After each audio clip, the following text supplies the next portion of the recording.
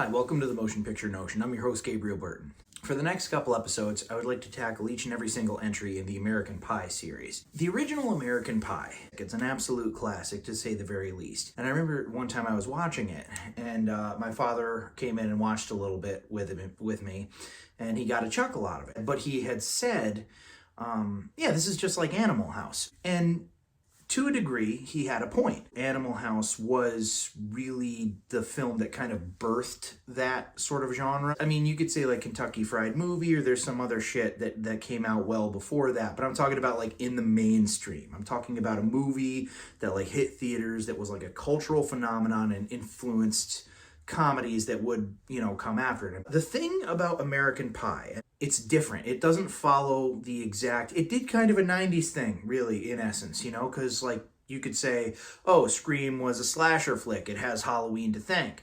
It's like, yeah, well, I mean, Scream directly referenced Halloween for that very reason, yes, but it was also kind of like turning the genre on its head. Yes, on the surface, it's about sex. It's about these teenagers who make a pact to lose their virginity on their prom night.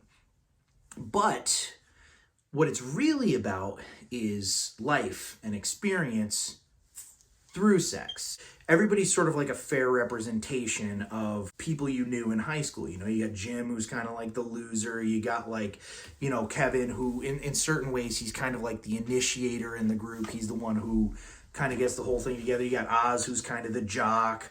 You got Finch, who's the weirdo. I mean, when you think of like a teenage sex comedy, you're not thinking like substance or like story or a deep meaning. You're thinking like sort of like slapstick with, some vulgarity, which can be fun, don't get me wrong.